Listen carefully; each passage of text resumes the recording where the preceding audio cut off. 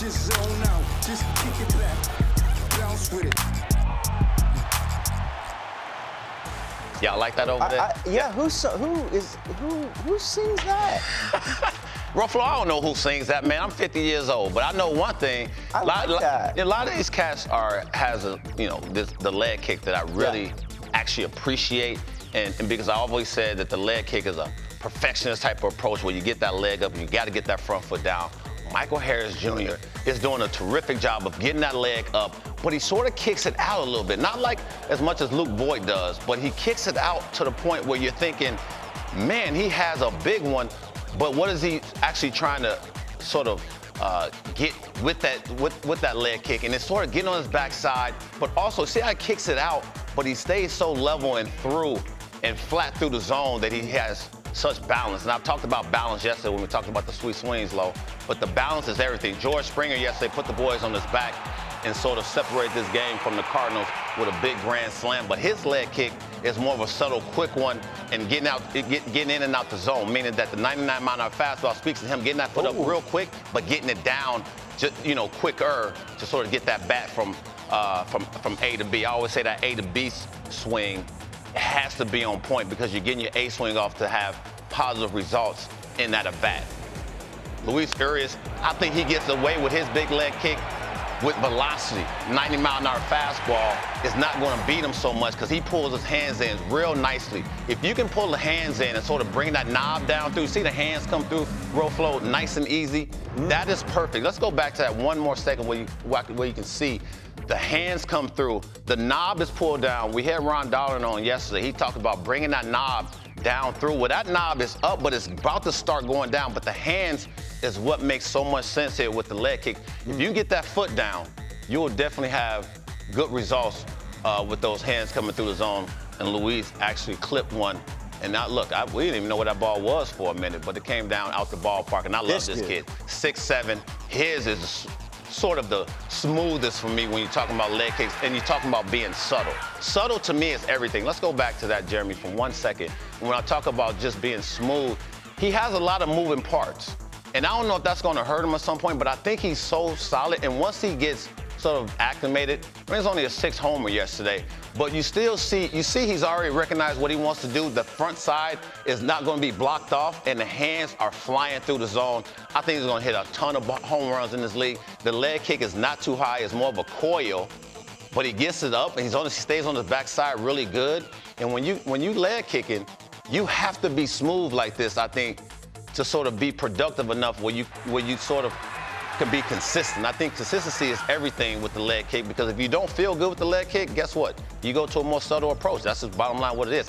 Is it about power or is it timing? It's timing, and I think everything is with your timing. If your timing's off, you can never be picture perfect like that. That is a poster that you want to hang in your room when you watching hitting. That is exactly how you want to be. You want to be on your backside. You see the head is behind everything. The head is behind the ball. The bat is about to come through and just be everything you need as far as the A swing.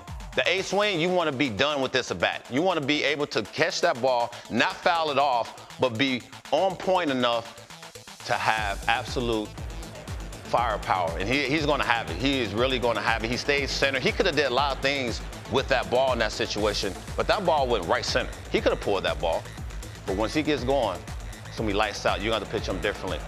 Dylan Carson, another ball right here where leg kick is more up and down, but you also looking at where he stays center of the field. I think a lot of guys get caught up, and I was one of those guys that got caught up in being a one-dimensional. So you come around here for me 1 second.